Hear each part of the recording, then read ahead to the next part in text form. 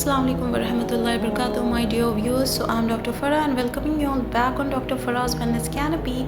Today I'm going to speak a little longer on what had happened in the tourist place Pahalgam in Kashmir in India recently. 26 innocent had lost their life and their family has shattered, and the terrorists just killed them without any mercy on the name of religion. The terrorists asked those innocent 26 people to recite kalma, which is the declaration of faith. And of course, faith and religion is between the person and the Lord. It cannot be forced. Of course, the one who is not following Islam, they cannot recite kalma because they do not have memorized. And just reciting kalma by the tongue, it does not even make them Muslim, because in chapter 49, Surah Al-Hujurat, verse number 14, it is mentioned that faith has not entered in your heart just by reciting from your tongue. And Prophet Muhammad, peace be upon him, he himself had told that it will come a time when people will recite Quran, but it will not go beyond their throat to their heart. And these perpetrators of Islam are the perfect example who is trading hatred and such heinous crime of killing innocent on the name of religion. When Allah in Quran verse number 13 in the same chapter Hujurat chapter 49 is said that all mankind is a family of Allah. So where it is justified to kill the family of Allah? Allah has said in Surah Ibrahim chapter 14 verse number 49 that Allah is not unaware of what the wrongdoers are doing. And on the day of resurrection, Allah is going to catch them. And Prophet Muhammad, peace be upon him, he himself is going to speak against all the oppressors, whatever wrong deeds they have done on earth, and they have troubled the innocent.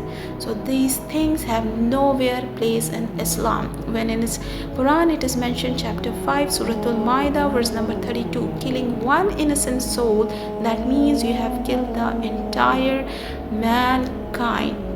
Now let me to tell you some example from the life of Prophet where it shows his act of complete compassion, mercy and kindness. There was a woman who was throwing garbage and trash on Prophet Muhammad, peace be upon him, and when she did not do that, he used to visit her to find if she is sick. This is a complete act of kindness. He used to stand when the funeral of Jews was going, and he used to say, isn't he a creation of Allah subhanahu wa ta'ala, the Lord? So he has never breached such heinous crime. So the question arises, why these people are doing that? Because they are brainwashed due to the lack of the knowledge of Quran and what Prophet has teach. They are making the complete mockery of Islam and what Prophet has teach his preaching as well on the name of Jihad. What is actually Jihad? Jihad is not to kill people who are innocent and if they cannot recite kalima. This is something so heinous and so mean. Jihad is a fight against your own evil, the evil of the heart. Jihad is to stand against something which is oppression, to stand against any tyranny. And let me to tell you a very good example from history, like when Salahuddin Ayyubi and he has conquered Quds, he allowed the people of other faith without any harm to continue their faith in the same place, Quds. In the Battle of Badr, it was a battle of Badr which was fought by Prophet Muhammad not for his own gain or greed. It was fought to stand against oppression, for the respect and chastity of the woman. And in that war, he maintained all the laws. Don't kill innocent, don't kill kids, women, old, don't uproot the trees, don't burn the houses, don't destroy the place of worship of the others, and even don't mutilate the dead bodies, and don't there was one more clause in that, like don't kill the animals. So if he maintained these many perfect example of morality in a battleground, so from where these people are trading hatred and killing innocent on the name of Islam, where it is nowhere.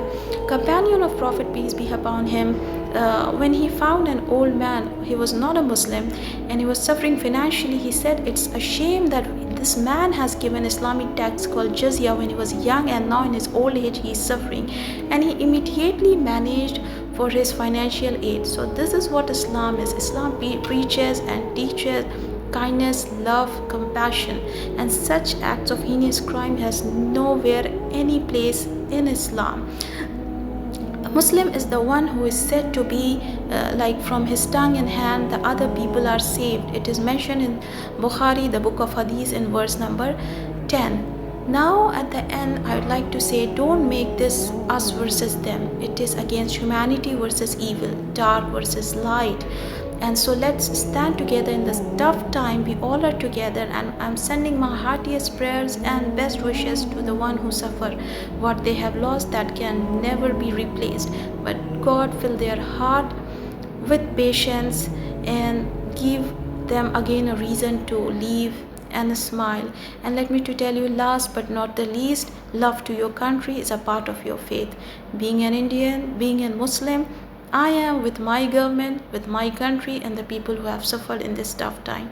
Thanks for watching. Pray for the peace, kindness could prevail and make world a better place to live in. Thank you so much for watching.